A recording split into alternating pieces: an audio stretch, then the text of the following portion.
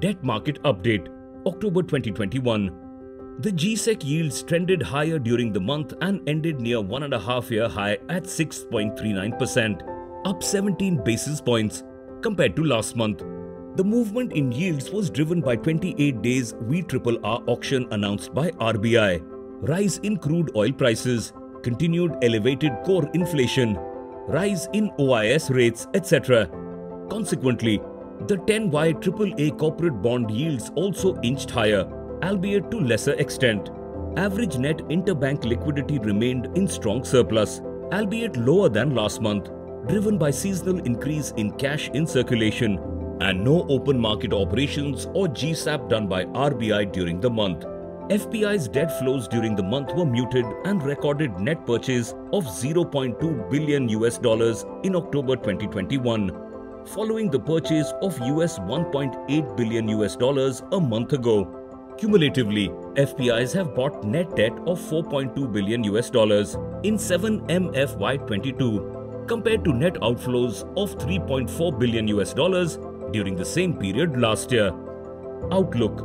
RBI released its minutes for the meeting held in October 2021, which highlighted concerns of rising risk to nascent domestic growth from global developments, especially China's real estate sector.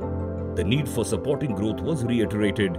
While easing of inflation came as relief, some members highlighted concerns on elevated core inflation and high system liquidity. They also highlighted need for gradual withdrawal of liquidity. The fixed income market continues to face near-term headwinds as factors like rise in crude prices, resilient retail inflation, especially core CPI, elevated WPI, high SLR holding of banks, good recovery momentum, continued high inflation in developed markets, etc. are likely to put upward pressure on GSEC yields. Moreover, US Fed also announced tapering of its bond purchases program by $15 billion per month starting November 2021. At this pace, it is likely to stop the bond purchases by mid-2022. While majority of these factors were prevalent earlier also, until recently, the rise in yields has been rather modest, primarily driven by continued RBI interventions through deployment of conventional and unconventional tools. This was also supported by lower than expected supply of GSECs in FY22 due to buoyant revenue collection and high government cash balances. While RBI continues to reiterate its goal of orderly evolution of yield curve, it has been relatively more tolerant towards rise in yields over the past couple of months. This has resulted in sharp rise in yields in October 2021. We expect the environment to remain unfavorable for yields in the near term and expect yields to trade within a range with an upward bias. Also, in line with our expectations, the near-term yields have risen faster, with 91 days T-bill yields rising by 25 to 30 basis points over the past couple of months.